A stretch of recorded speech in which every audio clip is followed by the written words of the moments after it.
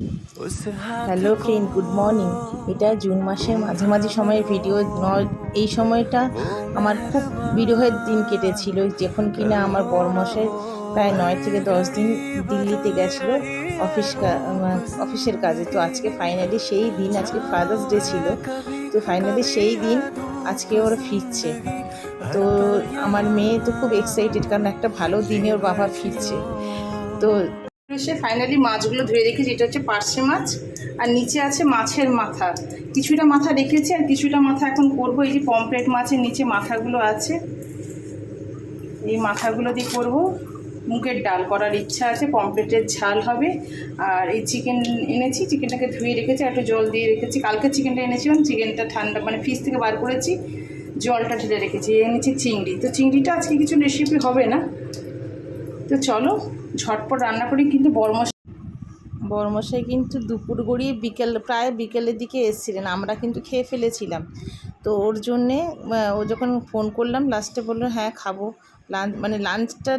Lunch না evening time বলবো, তবে খেয়েছে, এটাই আমি স্যাটিসফাই। তাতে এখানে হচ্ছে মাছের মাথা দিয়ে মুগ ডাল।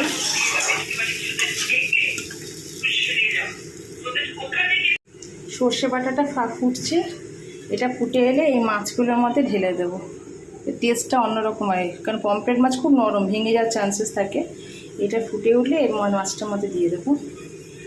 হচ্ছে চিকেন, দেখো দুটো লেগ পিস এনেছিলাম, হচ্ছে চিকেন। আর এখানে হয়ে গেছে আমের চাটনি।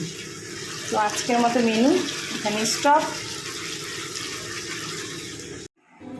দেখো আজকে আমাদের বড়মশাই ফিরেছে, এত ধকলে পড়ে নদীর কাজে। আর আজকে ফাদার ডে, তো যেন মিনি এবার সারপ্রাইজ দেবে। সকাল থেকে বসে গ্রিটিংস বানিয়েছে। হলো এটা হলো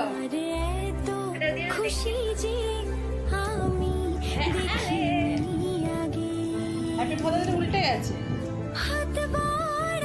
হ্যাপি ফাদার্স ডে ইউটিউব দেখে দেখে সকাল থেকে বানিয়েছে।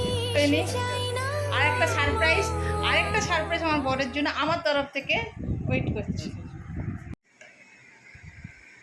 দেখো আইটেমে আছে ভাত, করে বলে গেছি, ভাত, মাছ ভাজা, আলু ভাজা, বেগুন ভাজা, পটল, ঢেঁড়স, মুগের ডাল, পমফ্রেট মাছের ঝাল, মাংস, চাটনি, পাঁপড়, মিষ্টি আর দই রেখেছি, যদি খায় স্যালাড আছে, আর ফল কাটা আছে।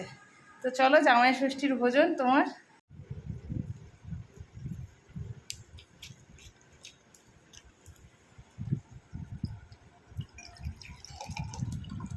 বাবাও জেনে গেছে।